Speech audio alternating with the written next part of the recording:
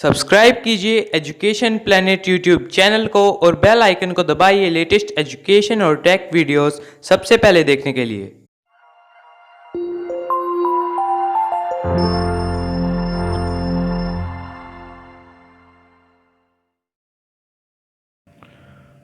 प्रिय विद्यार्थियों, कक्षा 6 भूगोल की पुस्तक का चैप्टर नंबर 3 है पृथ्वी की गतियाँ। इस चैप्टर को प्रारंभ करते समय हम सबसे पहले पृथ्वी की कौन कौन सी गति होती है उसकी बात करेंगे। उसके बाद में हम इस पाठ को प्रारंभ करेंगे। तो जैसा कि आपको जानकारी है कि पृथ्वी की दो प्रकार की गति होती है। पहली गति होती है घूर्णन गति। अब घूर्णन का अर्थ है कि पृथ्वी अपने अक्ष पर घूमेगी, कहीं जाएगी नहीं। आपने देखा होगा कि एक जो लट्टू को घुमाया जाता है, या आपने देखा है या आपने स्वयं ने घुमाया होगा, आपने कोई बॉल है उसको, फुटबॉल को आपने अपनी अंगुली पे कई बार घुमाया होगा, आपने कोशिश की होगी। तो वो जो फुटबॉल आपकी अंगुली पे घूमता है, वह जो फुटबॉल की गति है वो घूर्णन की गति होती है। यानी अपने अक्ष पर ही वह घूमता है। या मान लीजिए आप कहीं खड़े हैं और वहीं खड़े रहकर आप गोल गोल घूमते रहते हो अपने स्थान पर, कहीं आप दूरी तय नहीं करते हो, वो आपकी घूर्णन गति है। तो पृथ्वी की एक गति होती है घूर्णन गति, और दूसरी जो गति होती है वह होती है उसकी परिक्रमण गति। इसको परिभ्रमण भी कह सकते हैं। दूसरी होती है परिक्रमण गति।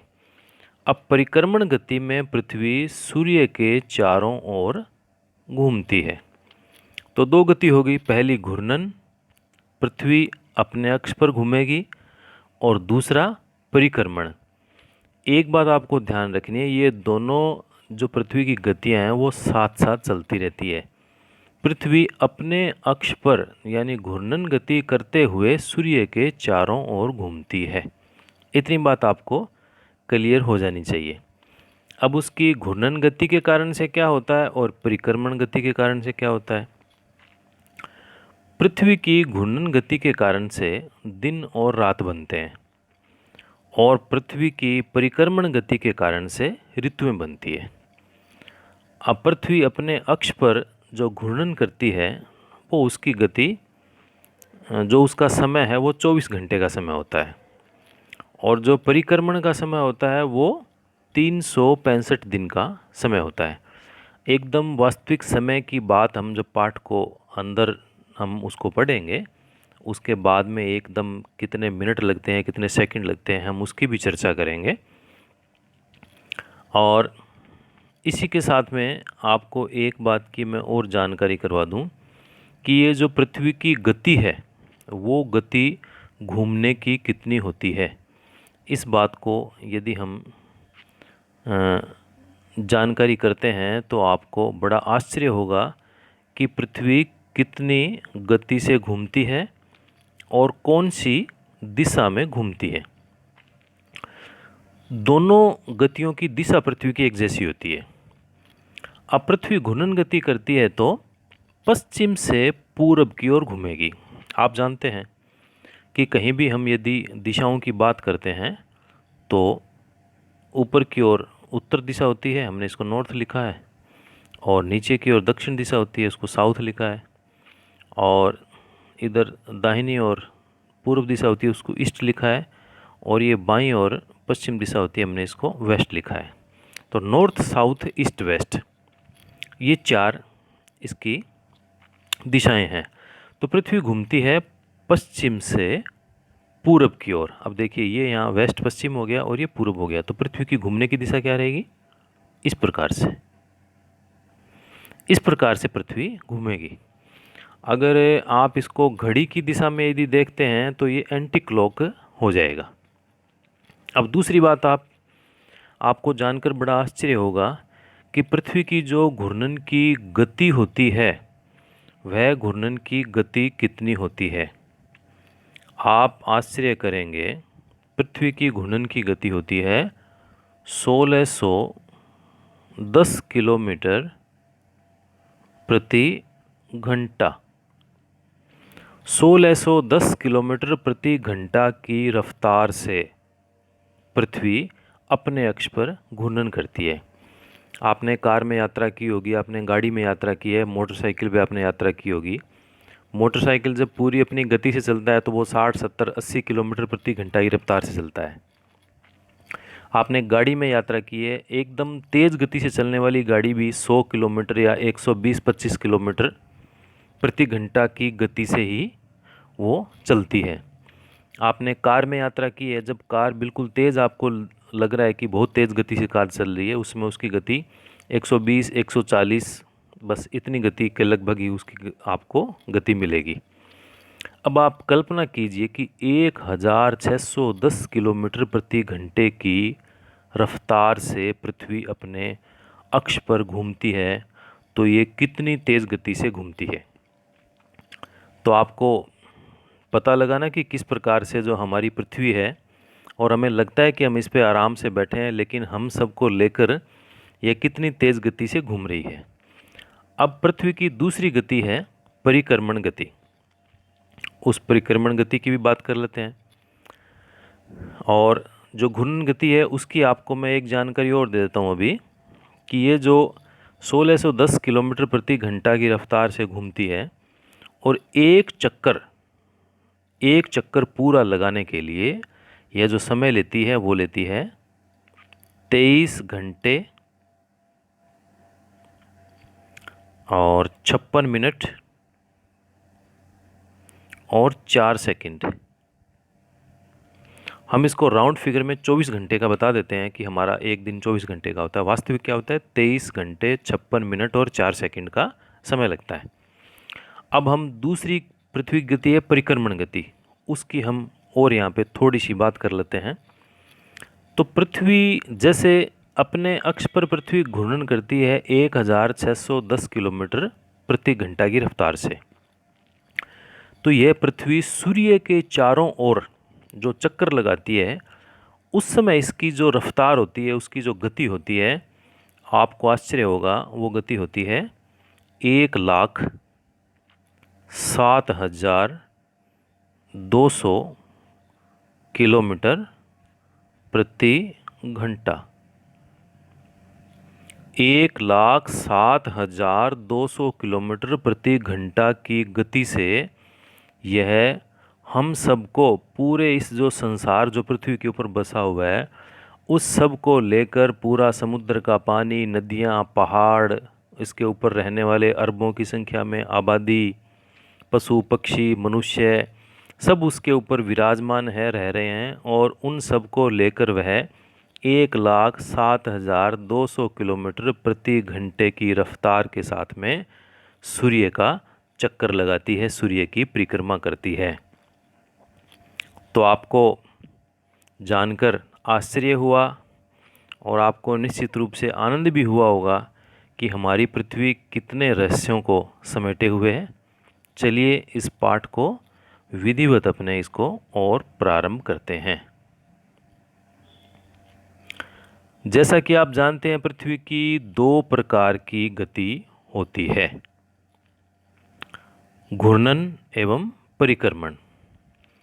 पृथ्वी का अपने अक्ष पर घूमना तो घूर्णन कहलाता है, और सूर्य के चारों ओर एक स्थिर कक्ष में पृथ्वी की गति को परिक्रमण कहते हैं। स्थिर कक्ष का मतलब होता है उसकी कक्ष है घूमने का, उसी में घूमती है, वो उसका पथ, उसका रास्ता निश्चित है। ऐसे नहीं है कि वो कोई दाएं बाएं होकर घूमती रहेगी, उस निश्चित रास्ते पर ही घूमती रहती है, इसलिए उसको कहा गया है स्थिर कक्ष। तो स्थिर कक्ष में यह गति करती है, इसको कहा जाता है परिक्रमण, और अपने अक्ष पर घूमती है उसको कहा जाता है घूर्णन। अब जो पृथ्वी का अक्ष है वह एक काल्पनिक रेखा है जो इसके कक्षीय सतह से 66.5 डिग्री का कोण बनाती है।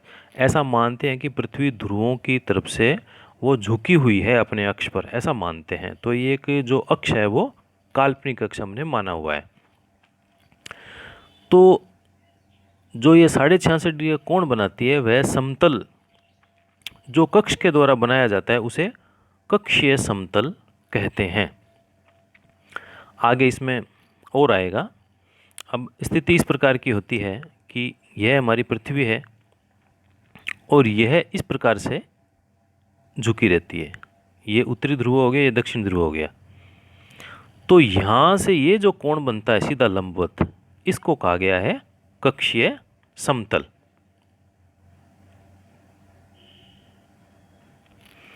पृथ्वी सूर्य से प्रकाश प्राप्त करती है और पृथ्वी का आकार गोले के समान है, इसलिए एक समय में सिर्फ इसके आधे भाग पर ही सूर्य की रोशनी हमें प्राप्त होती है। अब सूर्य की ओर वाले भाग में तो दिन हो जाता है, जबकि दूसरे भाग में जो सूर्य से दूर रहता है, पीछे की तरफ होता है, वहाँ पर रात होती है। तो ग्लोब पर वह वृत्त जो दिन और रात को विभाजित करता है उसे प्रदीप्ति वृत्त कहते हैं। देखिए, हमने अभी जो बात की थी पृथ्वी के कक्षीय समतल की, तो यह इसका ये उत्तरी ध्रुव और दक्षिण ध्रुव वृत्त की ये रेखा हो गई, और यह जो लंबवत यहाँ पर है इसको कक्षीय समतल कहा जाएगा। और दूसरी हमने अभी बात की थी किस प्रकार से पृथ्वी पर दिन और रात होते हैं। तो अब यहाँ मान लीजिए कि सूर्य है। अब ये सूर्य की रोशनी यहाँ पे गिर रही है। तो ये सूर्य की रोशनी पृथ्वी के जिस भाग पर गिर रही है, ये जो भाग पीले रंग का दिखाया हुआ है, वहाँ पर तो हो रहा है दिन। और ये गोला पृथ्वी के गोला कार उसका रूप है, गोले के समान है, गेंद के समान है। तो इस का जो पीछे का भाग है जहाँ पे सूर्य की रोशनी नहीं गिर रही है, उसको वहाँ रात हो जाएगी। और चूंकि रात दिन बदलते क्यों हैं? क्योंकि हमने पाठ के प्रारंभ में बात की थी कि पृथ्वी पश्चिम से पूर्व की ओर घूमती है, यानी इस गति में घूमती है। अब इस गति में घूमेगी तो जहाँ पर दिन है वो तो भाग अंधेरे की तरफ चला जाएगा, वहाँ रात हो जाएगी। और जहाँ पर रात है वो भाग सूर्य के सामने आ जाएगा, वहाँ पे दिन हो जाएगा। इस प्रकार से पृथ्वी पर रात और दिन होते रहते हैं। तो ग्लोब पर वह वृत्त जो दिन और रात को विभाजित करता है उसे प्रदीप्ति वृत्त कहते हैं। और यह वृत्त अक्ष के साथ नहीं मिलता, जैसा कि चित्र में आप देख रहे हैं। पृथ्वी अपने अक्ष पर एक चक्कर पूरा करने में लगभग 24 घंटे का समय लेती है और घूर्णन के समय काल को पृथ्वी का दिन कहा जाता है और यह पृथ्वी की दैनिक गति होती है। अब देखिए, आप एक छोटा सा प्रयोग करके स्वयं अच्छी तरह से समझ सकते हैं किस प्रकार से पृथ्वी पर दिन रात होते हैं। आप पृथ्वी को दर्शाने के लिए आप एक गेंद लें और सूर्य को दर्शाने के लिए आप एक जलती हुई मोमबत्ती या आप टॉर्च का उपयोग कर सकते हैं। अब गेंद के ऊपर आप शहर X को दिखाने के लिए एक निशान लगाइए, कोई भी आप निशान लगाइए। अब गेंद को इस प्रकार रखें कि शहर X में तो अंधेरा हो। अब गेंद को आप बाएं से दाएं घुमाइए। जैसे ही आप गेंद को थोड़ा घुमाते हैं तो शहर में सूर्योदय होगा, यानी वहाँ पे टॉर्च की रोशनी या मोमबत्ती की रोशनी गिरनी शुरू हो जाएगी। अगर गेंद को आप घुमाना जारी रखेंगे तो धीरे धीरे जो बिंदु X है वो सूर्य से दूर चला जाएगा और ये सूर्यास्त है। तो आपको एक सिंपल से तरीके से दिन और रात किस प्रकार से होते हैं यह बात आपको जानकारी में आ गई। अब आपको एक जानकारी और करवाते हैं जो कि आपके लिए गर्व करने का विषय होगा। हमारे प्राचीन भारतीय खगोल शास्त्री थे आर्यभट्ट। तो ये जो प्राचीन खगोल शास्त्री आर्यभट्ट थे, इन्होंने हजारों साल पहले बताया कि पृथ्वी गोल है और अपने अक्ष पर घूमती है। तो ये आपके लिए, हमारे लिए गर्व करने की बात है कि प्राचीन खगोल शास्त्री आर्यभट्ट ने हजारों साल पहले पृथ्वी गोल है और अपने अक्ष पर घूमती है इसकी जानकारी उन्होंने करवा दी थी। अब यदि आप मानिए कि पृथ्वी यदि घूर्णन नहीं करे तो क्या होगा? पृथ्वी यदि घूर्णन नहीं करेगी, अपने स्थान पर ही रहेगी, तो जहाँ पर सूर्य की तरफ वाला जो भाग है वहाँ तो हमेशा सूर्य चमकता रहेगा, वहाँ हमेशा दिन रहेगा। अब हमेशा दिन रहेगा तो उस भाग में गर्मी लगातार पड़ेगी और बहुत ज़्यादा तापक्रम बढ़ जाएगा। और जो दूसरा भाग है जहाँ हमेशा अंधेरा रहेगा, वहाँ पूरे समय ठंड पड़ेगी। इस तरह की व्यवस्था से जीवन संभव नहीं हो पाएगा। अब पृथ्वी की दूसरी गति जो सूर्य के चारों ओर कक्ष में होती है, उसे परिक्रमण गति कहा जाता है। अब पृथ्वी एक वर्ष या 365 सही 1/4 दिन यानी 365 दिन और 6 घंटे का समय उसको एक सूर्य का चक्कर लगाने में उसको लगता है।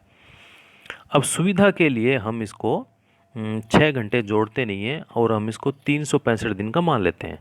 लेकिन ये 6 घंटे 6 घंटे 6 घंटे ऐसे जुड़ते जुड़ते चौथे साल में ये 24 घंटे हो जाते हैं। और उस साल हम जो वर्ष 365 दिन का होता है उसके बजाय उस वर्ष को हम 366 दिन का मान लेते हैं। और जिस वर्ष 366 दिन का वर्ष होता है उस वर्ष फरवरी 29 दिन की होती है। और इस प्रकार का वर्ष जिसमें फरवरी 29 दिन की होती है उसको हम लीप ईयर कहते हैं। इस बात को आप ध्यान रखिएगा। चलिए पाठ को आगे बढ़ाते हैं। अब आप देखिए, इसमें पृथ्वी की गति हमें दिखाई हुई है। अब बीच में सूर्य है। अब सूर्य चारों दिशाओं में प्रकाश फैला रहा है। अब आप देखिए, पृथ्वी का जो कक्ष है, घूमने का कक्ष है, वो बिल्कुल गोल नहीं है। वह एक प्रकार से अंडाकार कक्ष है। अब उसमें एक स्थिति ऐसी आती है कि पृथ्वी सूर्य के पास में होती है। अब आप देखिए, अब ये जो स्थिति है इसमें पृथ्वी और सूर्य के बीच में दूरी कितनी का है, और यहाँ पर दूरी देखिए बढ़ गई। तो इस दूरी के अनुसार पृथ्वी के ऊपर तापमान का और ऋतुओं का फर्क पड़ता है, उसमें अंतर आता है। अब 21 मार्च और 23 सितंबर 21 मार्च और 23 सितंबर पर पृथ्वी पर दिन और रात बराबर होते हैं और इसको कहा जाता है विषुव। तो विषुव का मतलब होता है दिन और रात बराबर होना, और ये कब होता है? 21 मार्च और 23 सितंबर को। इसको समझेंगे हम, थोड़ा सा पाठ को अपने आगे बढ़ाते हैं। तो हमने बात की थी पृथ्वी की परिक्रमण गति की। तो 4 वर्षों में प्रत्येक वर्ष के बचे हुए जो 6 घंटे मिलकर एक दिन यानी 24 घंटे के बराबर हो जाता है, और इसके अतिरिक्त दिन को फरवरी के महीने में जोड़ दिया जाता है। इस प्रकार प्रत्येक चौथे वर्ष यानी फरवरी माह 28 के बदले 29 दिन का होता है, और ऐसा वर्ष जिसमें 366 दिन होता है उसे लीप वर्ष कहा जाता है। अब देखिए, पृथ्वी के जो पूरे कक्ष में वह एक दिशा में झुकी हुई रहती है। सामान्यतः एक वर्ष को गर्मी, सर्दी, वसंत और शरद ऋतुओं में बांटा जाता है। ऋतुओं में परिवर्तन सूर्य के चारों ओर पृथ्वी की स्थिति में परिवर्तन के कारण से होता है। अब किस प्रकार से आप दीर्घवृत्त बना सकते हैं, इसमें ये 2 पिन आप लगाकर और एक धागा लेकर इस प्रकार से आप अभ्यास कर सकते हैं।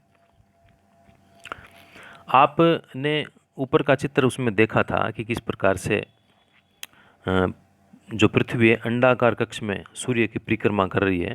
तो उसमें 21 जून को उत्तरी गोलार्ध सूर्य की तरफ झुका हुआ है और सूर्य की किरणें कर्क रेखा पर सीधी पड़ती है। आप इसमें देखिए, 21 जून को यह उत्तरी गोलार्ध सूर्य की तरफ झुका हुआ है। ये ऊपर उत्तरी गोलार्ध है, नीचे दक्षिणी गोलार्ध है।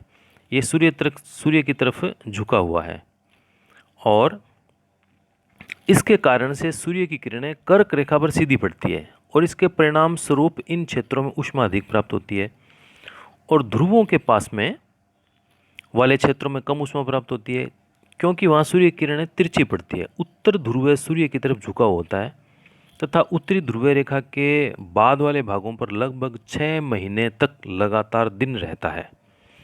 अब इस बात को आप थोड़ा सा इस प्रकार से समझ लीजिए कि 6 महीने तक दिन क्यों रहता है और दक्षिणी ध्रुव पर 6 महीने तक रात क्यों रहती है। अब ये इसलिए होता है कि जब उत्तरी गोलार्ध सूर्य की ओर झुका हुआ होता है तो पृथ्वी के अपने अक्ष पर झुके होने के कारण उत्तरी ध्रुव पर लगातार 6 महीने तक सूर्य की किरणें पड़ती है, जिससे 6 महीने का दिन होता है। और इसी समय दक्षिणी ध्रुव पर 6 महीने तक सूर्य की किरणें नहीं पड़ती, इसलिए वहाँ 6 महीने तक की रात होती है। तो क्या उत्तर दोगे आप? ध्रुवों पर 6 महीने का दिन और रात क्यों होता है? तो आपका उत्तर होगा उत्तरी गोलार्ध सूर्य की ओर झुका रहता है, तो पृथ्वी के अपने अक्ष पर झुके होने के कारण उत्तरी ध्रुव पर लगातार 6 महीने तक सूर्य की किरणें पड़ती है, जिससे 6 महीने का दिन होता है। और इसी समय दक्षिणी ध्रुव पर 6 महीने तक सूर्य की किरणें नहीं पड़ती, इसलिए वहाँ 6 महीने की रात होती है। अब चूंकि उत्तरी गोलार्ध के बहुत बड़े भाग में सूर्य की रोशनी यह प्राप्त होती है, इसलिए विषुवत वृत्त के उत्तरी भाग में गर्मी का मौसम होता है और 21 जून को इन क्षेत्रों में सबसे लंबा दिन और सबसे छोटी रात होती है। तो 21 जून को सबसे लंबा दिन और सबसे छोटी रात होती है। दिन सबसे लंबा होता है तो रात अपने आप ही सबसे छोटी हो जाएगी। तो आपसे पूछा जाए सबसे लंबा दिन कब होता है, तो 21 जून को। सबसे छोटी रात कब होती है, तो छोटी रात भी 21 जून को होती है। तो पृथ्वी की इस अवस्था को, जो सबसे लंबा दिन और सबसे छोटी रात होती है, उस अवस्था को उत्तर अयनांत कहते हैं।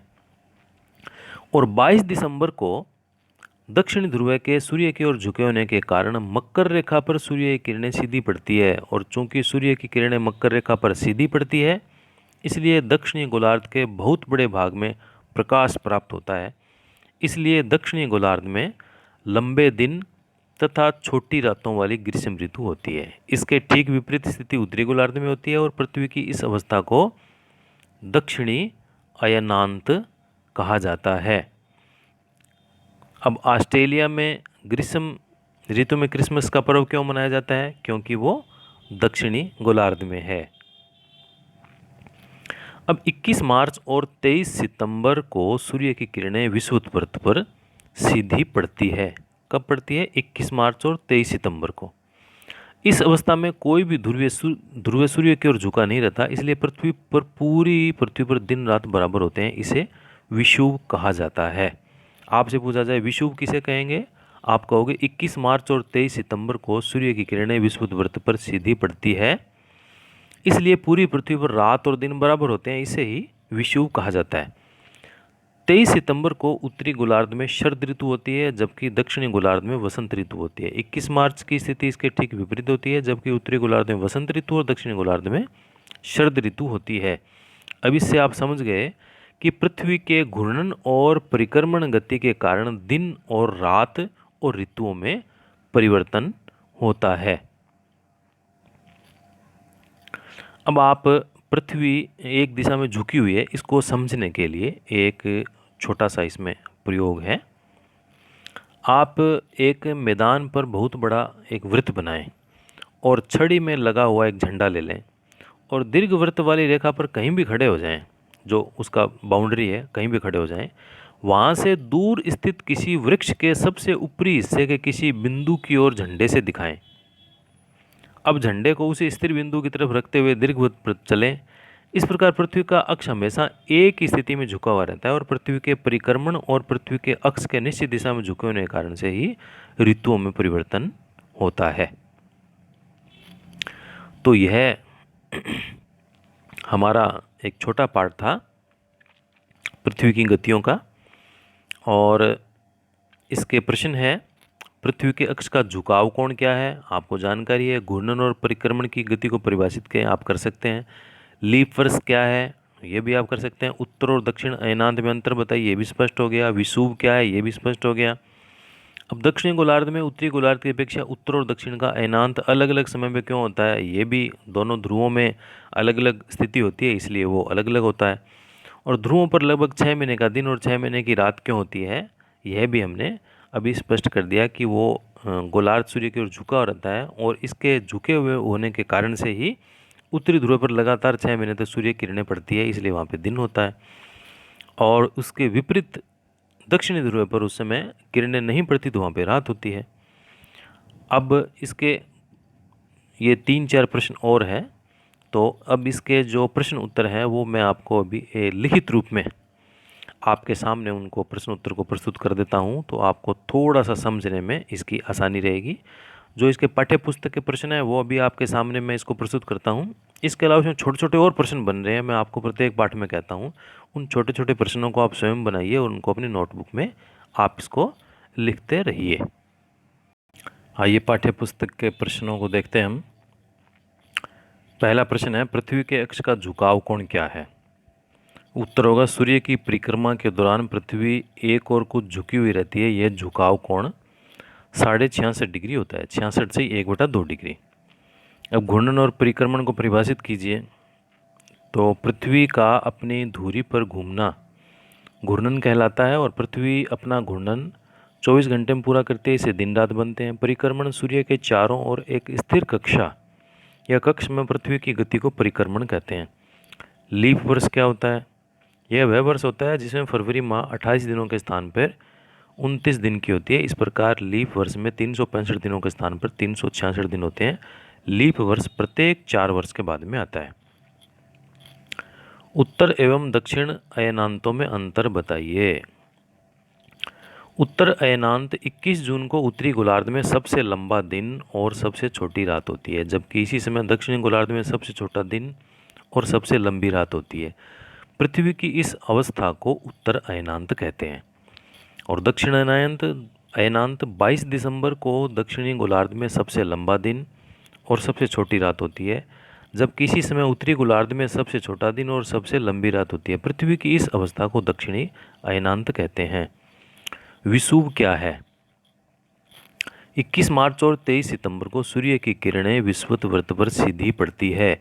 इस अवस्था में कोई भी ध्रुव सूर्य की ओर झुका हुआ नहीं रहता, इसलिए पूरी पृथ्वी पर रात दिन बराबर होते हैं, इसे विषुव कहा जाता है।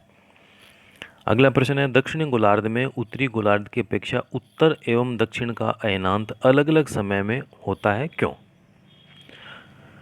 जब उत्तरी गोलार्ध सूर्य की तरफ झुका होता है तो सूर्य की किरणें कर्क रेखा पर सीधी पड़ती है, इसलिए उत्तरी गोलार्ध में ग्रीष्म ऋतु होती है और दक्षिणी गोलार्ध में शीत ऋतु होती है। और जब दक्षिणी गोलार्ध सूर्य की ओर झुका होता है तो सूर्य की किरणें मकर रेखा पर सीधी पड़ती है, इसलिए दक्षिणी गोलार्ध में ग्रीष्म ऋतु और उत्तरी गोलार्ध में शीत ऋतु होती है। अगला प्रश्न है, ध्रुवों पर लगभग 6 महीने का दिन और 6 महीने की रात होती है, क्यों? उत्तर होगा, जब उत्तरी गोलार्ध सूर्य की तरफ झुका होता है तो पृथ्वी के अपने अक्ष पर झुकने के कारण उत्तरी ध्रुव पर लगातार 6 महीने तक सूर्य की किरणें पड़ती है, जिससे 6 महीने का दिन होता है। इसके विपरीत दक्षिणी ध्रुव पर 6 महीने की रात होती है। जब दक्षिणी गोलार्ध सूर्य की तरफ झुका होता है तो दक्षिणी ध्रुव पर लगातार 6 महीने तक सूर्य की किरणें पड़ती है, जिससे दक्षिणी ध्रुव पर 6 महीने का दिन होता है और उत्तरी ध्रुव पर सूर्य की किरणें 6 महीने तक नहीं मिलती, इसलिए वहाँ पर 6 महीने की रात होती है। अब अपने को सही जो है उस पर अपने को चिन्ह लगाना है। पृथ्वी की सूर्य के चारों ओर की गति को कहा जाता है तो परिक्रमण गति कहा जाता है। और सूर्य की सीधी किरणें विषुवत वृत्त पर जिस दिन गिरती है उसको हम क्या कहते हैं? तो 21 मार्च को यह पूरी जो पृथ्वी की किरणें हैं वो उस पर सूर्य की किरणें सीधी पड़ती है। और इसका चौथा प्रश्न है, ऋतुओं में परिवर्तन पृथ्वी किस गति के कारण से होता है? तो ऋतुओं में परिवर्तन पृथ्वी की परिक्रमण गति के कारण से होता है। अब देखिए एक खाली स्थान इसके और है। एक लीप वर्ष में दिनों की संख्या कितनी होती है? तो दिनों की संख्या होती है 366। दूसरा है, पृथ्वी की प्रतिदिन की गति को क्या कहते हैं? घूर्णन गति। पृथ्वी सूर्य के चारों ओर स्थिर कक्षा में घूमती है। चौथा है, 21 जून को सूर्य की किरणें कर्क रेखा पर सीधी पड़ती है। और पांचवा है, शीत ऋतु में दिन छोटे होते हैं। अब देखिए, अब इसमें कुछ एक प्रैक्टिकल वर्क भी है। पृथ्वी के अपने अक्ष पर झुकाव को दर्शाने के लिए एक चित्र बनाइए। तो आप पृथ्वी के इस अक्ष के झुकाव को दिखाने के लिए आप इस प्रकार का चित्र इसमें आप बना सकते हैं। इसमें जो ये प्रश्नों के जो उत्तर है, आप उसके वीडियो देखते समय आप इसके स्क्रीनशॉट भी ले सकते हैं। तो आप स्क्रीनशॉट लेके आपके पास वो एक इमेज के रूप में सेव हो जाएंगे, तो आप उसमें से देख देख के भी आप आराम से उसको आप लिख सकते हैं। अब अगला है, प्रत्येक महीने की 21 तारीख को होने वाले सूर्योदय एवं सूर्यास्त के समय को स्थानीय समाचार पत्रों की सहायता से लिखिए और निम्नलिखित के उत्तर दीजिए। किस महीने के दिन सबसे छोटे होते हैं और किन महीनों में दिन और रात बराबर होते हैं? तो दिसंबर में दिन सबसे छोटे होते हैं और मार्च और सितंबर में दिन और रात बराबर होते हैं।